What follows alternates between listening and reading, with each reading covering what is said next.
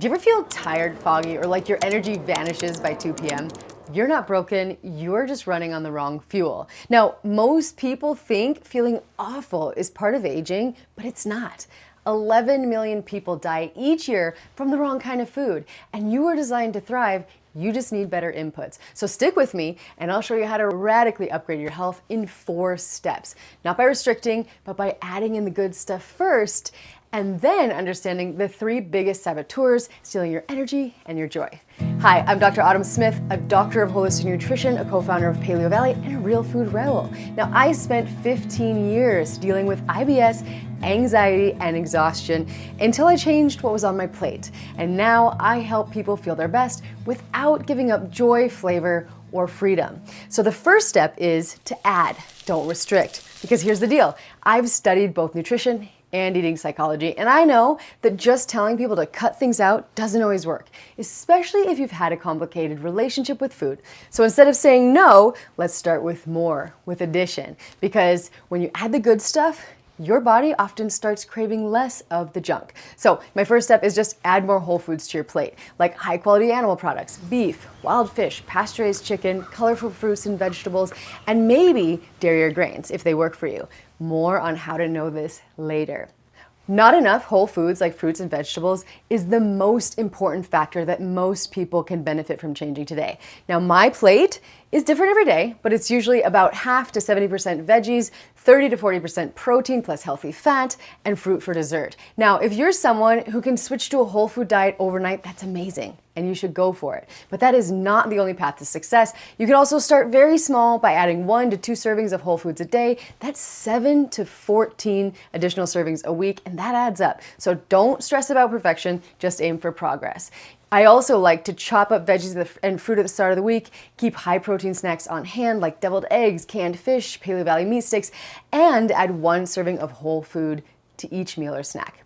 And here's another seriously underrated tip. Slow down when you eat. Notice the flavor. Feel how the food makes you feel. Sometimes just that awareness is enough to improve digestion and help your body choose better on its own.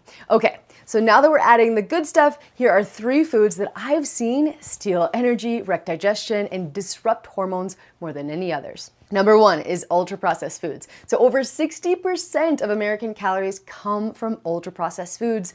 Boxed cereals, sauces, most bread, flavored yogurts, and even certain green juices. They're made in labs, not in kitchens, and filled with stuff your body doesn't even recognize, like gums, artificial flavors, preservatives, emulsifiers, seed oils, and fake sweeteners. Now, one National Institute of Health study showed that people eating ultra-processed foods consumed an extra 500 calories a day without realizing it, because these foods are engineered to override our hunger cues. So here's how to reduce them. Scan your pantry, and if it has more than 5 ingredients or words you can't pronounce, ditch it. Shop the perimeter of the store. Meat, produce, eggs, real fats, and also stock real food snacks, boiled eggs, berries, jerky, and olives. Now, when your environment is full of real food, willpower becomes way less important.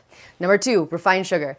Most Americans eat 17 teaspoons of sugar a day, and it's not just from dessert. It's in your cereal, your sauces, your healthy bars, oat milk, smoothies, even your salad dressing. And too much sugar equals spikes in your blood sugar, crashes in your energy, and it also increases your craving and can affect your mood and risk of disease. And food companies know that you're onto them, so they hide it under 60 different names, like cane juice, maltodextrin, fruit concentrate, brown rice syrup, agave, and so many more. So how to reduce your sugar is easy. Check your labels. If sugar or one of its aliases is in the top 3 ingredients, skip it. Next is ditch sweet drinks. So swap soda and sugary coffee for sparkling water, herbal tea, and bone broth.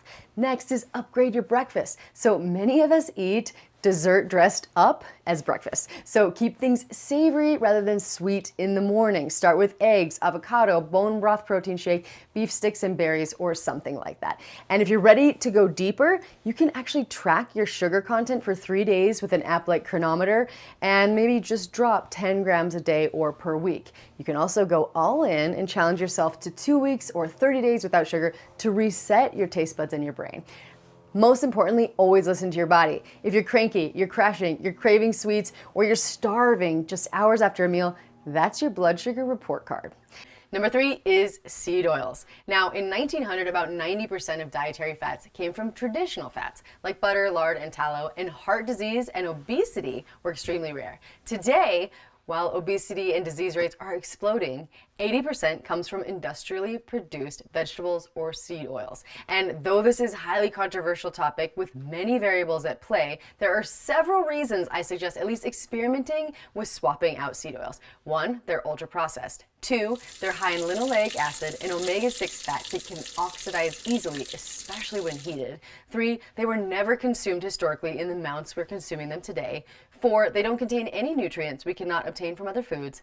And 5, animal and some human data suggests they may be harmful, increase appetite in similar ways to marijuana, and they give me digestive issues. So here's how you can experiment to see what's true for you. First is toss products with any of what Dr. Kate Shanahan calls the hateful 8. So it's corn, cotton, canola, sunflower, safflower, soy, grapeseed, and rice bran. And cook with avocado oil, ghee, grass-fed butter, tallow, or extra virgin olive oil. Okay, let's recap.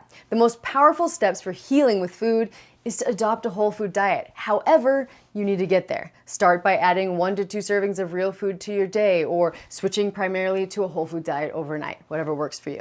Next is to cut or eliminate sugar, seed oils, and ultra-processed foods. And slow down and actually taste your food. And lastly, customize over time. Now, this is your journey, and we will talk about some really simple ways to customize and find your perfect diet in the videos to come. So now, let me know, what's the first whole food you're adding this week, and which of the big 3, sugar, seed oils, or ultra-processed foods, are you cutting first? Drop it in the comments below so I can cheer you on. And if this video helped, like it, subscribe, and head to the next video on balancing blood sugar, aka the cheat code for more energy, better mood, and fewer cravings. Let's build a body and a life you love, one bite at a time. Thanks for watching.